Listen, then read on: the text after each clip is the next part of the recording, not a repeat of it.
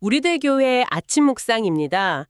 오늘 새벽 기도 말씀은 레위기 19장 26절에서 31절까지였는데요. 언뜻 보면 피가 섞인 고기를 먹지 말라, 문신하지 말라, 점치지 말라, 뭐 이런 서로 전혀 연관 없어 보이는 규례들을 그냥 쭉 늘어놓은 것 같잖아요. 네, 정말 뜬금없어 보이는 명령들의 조합이죠. 그런데 오늘 설교에서 이 흩어져 있는 구슬들을 불안이라는 하나의 실로 아주 완벽하게 꿰어주셨습니다. 아, 맞아요. 하나님을 신뢰하지 못하는 우리의 그 깊은 불안이 어떤 모습으로 삶에 나타나는지, 그리고 그에 대한 하나님의 해답은 무엇인지 정말 명확하게 보여주는 말씀이었습니다. 맞습니다. 그래서 오늘은 그 불안의 실체를 한 단계씩 좀 따라가 보려고 합니다. 이 고대의 율법이 어떻게 오늘을 사는 우리의 마음을 정확하게 관통하고 있는지 그 여정을 함께 떠나보시죠. 좋습니다. 그 시작점이 참 의외의 곳에 있었어요. 바로 오늘 본문 바로 앞에 나오는 과일나무 규례입니다. 아, 그 부분 정말 인상 깊었어요. 나무를 심으면 3년 동안은 열매를 먹지 말고 기다리고 4년째 열매는 전부 하나님께 드리고 5년째가 되어서야 비로소 마음껏 먹으라는 그 말씀이었죠. 오늘 설교의 핵심 키워드가 바로 이 기다림이었습니다. 그렇습니다. 모든 문제의 발단이 바로 그 기다림의 실패에 있습니다. 3년, 4년을 기다리지 못하는 마음. 그 밑바탕에는 하나님이 정말 나를 먹이실까? 이대로 괜찮을까? 하는 그 불신이 깔려 있는 거거든요. 하나님의 시간표와 공급하심을 믿지 못하는 그 불안한 마음이 결국 내 미래는 내가 통제해야겠다는 욕망으로 터져나오는데 그것이 바로 오늘 본문에 나오는 모든 가증한 행위들의 뿌리가 되는 겁니다. 기다리지 못하는 마음. 여기서 모든 것이 시작되는군요. 그럼 그 불안이 가장 먼저 어떤 모습으로 나타나게 되나요? 미래를 훔치려는 시도로 나타납니다. 26절에 나오는 핏째 먹는 행위와 점치고 술법을 행하는 것이 바로 그거죠. 저는 사실 핏째 먹지 말라는 말씀이 그냥 뭐 위생이나 식습관에 대한 규정인 줄로만 알았거든요. 그런데 오늘 설교 듣고 생각이 완전히 바뀌었어요. 이게 가나안의 우상 숭배자들이 미래를 점치려고 행하던 종교 의식이었다는 사실이 정말 충격적이었습니다. 네, 맞습니다. 단순히 배가 고파서가 아니라 동물의 피를 마시거나 피가 섞인 고기를 먹으면서 어떤 신적인 존재와 연결되고 그 힘을 빌려서 미래를 엿보려고 했던 일종의 주술 행위였던 거죠.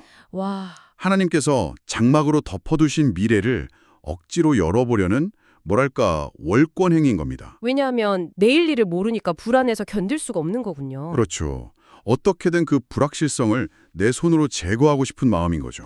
아, 맞아요. 설교에서 그 레이디 가가가 무대에서 염소 심장을 씹는 퍼포먼스를 한 예를 들어주셨잖아요.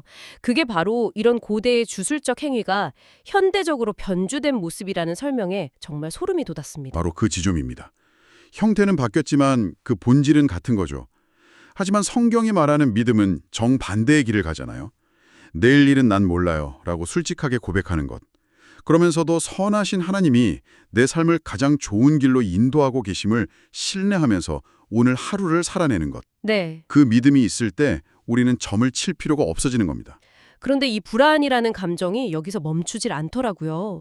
미래를 엿보는 수준을 넘어서서 훨씬 더 극단적인 형태로 나아가요. 네, 맞습니다. 바로 자기 학대의 단계로 넘어갑니다.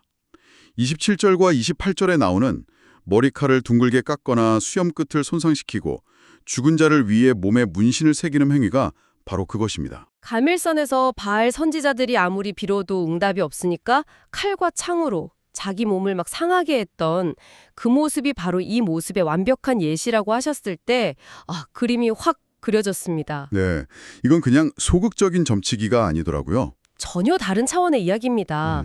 앞선 단계의 미래를 훔쳐보려는 시도였다면 이건 신을 향한 적극적인 협박에 가깝습니다. 협박이요? 네. 내가 이토록 고통스럽게 내 몸을 학대하고 있으니 제발 내 소원을 들어달라 라고 압박하는 극도의 불안이 낳은 끔찍한 퍼포먼스인 셈이죠. 죽은 자 때문에 문신을 한다는 것도 결국 죽음이라는 거대한 공포 앞에서 나오는 반응이겠네요. 수염이나 머리카락이 성경에서 종종 하나님의 권위와 영광, 그분의 형상을 상징하는데 그걸 스스로 훼손하면서까지 닥쳐올 저주를 피해보려는 필사적인 몸부림인 거군요. 그렇습니다. 하나님이 주신 존귀한 정체성을 스스로 파괴해서라도 눈앞의 불안을 해소하려는 시도인 거죠. 하나님, 이대로는 못 살겠습니다. 어떻게든 해주십시오. 라고 소리 없는 아우성을 치는 것과 같습니다. 이 단계에 이르면 이미 하나님과의 신뢰 관계는 거의 무너졌다고 봐야 합니다. 그리고 그 불안의 끝, 믿음이 완전히 파산했을 때 나타나는 모습은 정말 상상 이상으로 끔찍했습니다.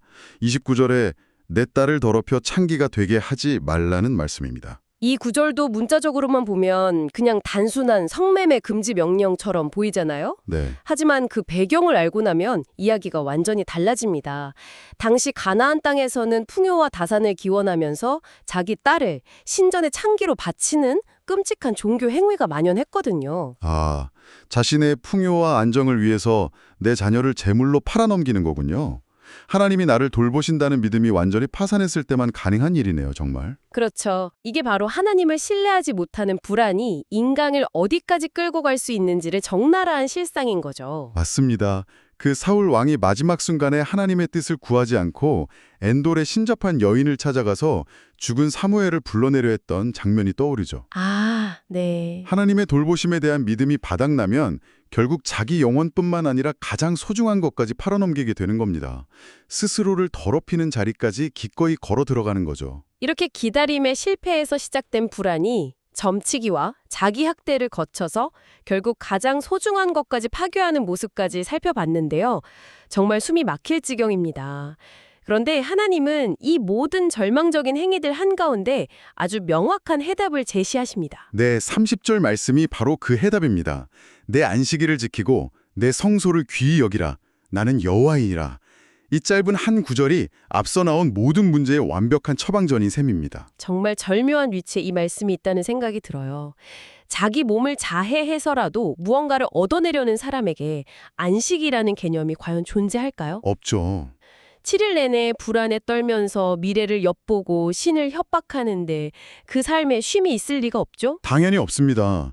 그런 사람에게 하나님을 인격적으로 만나는 성소의 가치가 보일 리가 없죠. 그저 자기 소원을 들어주는 거대한 자판기 정도로만 여길 겁니다. 하지만 반대로 하나님이 우리를 먹이시고 입히신다는 사실을 믿는 사람은 어떻습니까? 그는 과일 나무의 규례처럼 3년을 기쁘게 기다릴 수 있습니다. 그리고 4년째에는 그 모든 소출을 이 모든 것이 하나님께로부터 왔습니다. 라는 그 감사함으로 온전히 드릴 수 있겠죠? 네, 바로 그것입니다. 참된 안식은 바로 그 하나님과의 관계, 그분을 신뢰하는 믿음에서 시작되는 겁니다. 본문에서 나는 여호와이니라 라는 말씀이 계속 반복되는 이유가 바로 여기에 있습니다. 내가 너희를 돌보는 여호와다. 그러니 너희는 불안에 떨며 이상한 짓 하지 말고 안식하며 나를 경외하라. 이게 하나님의 핵심 메시지인 거죠. 오늘 설교에서 이 말씀이 오늘날 우리 삶에 어떻게 적용되는지를 목사님의 개인적인 고백을 통해 들을 수 있어서 더 깊이 와닿았습니다. 아, 네. 아들이 서울에서 진로를 중이하려고 할 때 그 아들이 맡고 있던 청소년 목장 사역을 두고 그건 교회 문제고 교회가 알아서 할 일이라면서 세상의 스펙 쌓기를 더 강하게 압박했던 것을 회개하시는 내용이었어요. 그 지점이 오늘 말씀의 클라이맥스였습니다.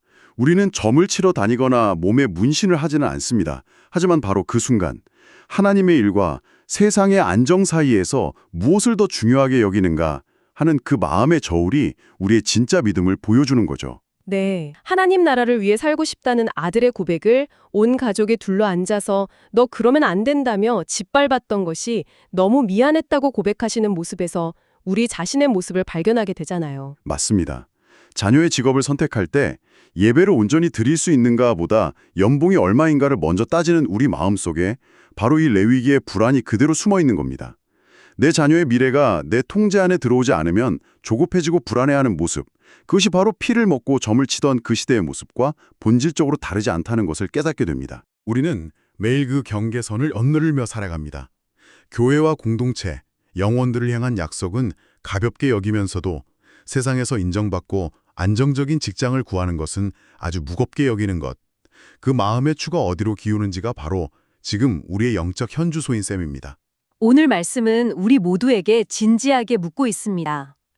여러분의 삶은 하나님의 돌보심 안에서 참된 안식을 누리고 있습니까? 아니면 미래에 대한 불안 때문에 끊임없이 무언가를 훔쳐보고 심지어 하나님을 협박하려는 듯한 조급함 속에서 살고 있습니까? 하나님은 각자에게 가장 완벽한 시간표를 주셨습니다. 설교 말씀처럼 어떤 사람은 요셉의 감옥 시간표를 살아가고 어떤 사람은 총리의 시간표를 살아갑니다. 중요한 것은 내가 지금 어느 자리에 있느냐가 아니라 그 어떤 자리에서든 하나님과의 관계 안에서 그분의 돌보심을 신뢰하고 있느냐는 것입니다. 네, 감옥에 있을 때는 그곳에서 하나님과 함께하는 임마누엘을 누리고 총리가 되었을 때는 또 그 자리에서 하나님과 동행하는 것, 그것이 우리 삶의 유일한 안식의 비밀입니다. 이 말씀을 붙들고 오늘 하루도 승리하십시오.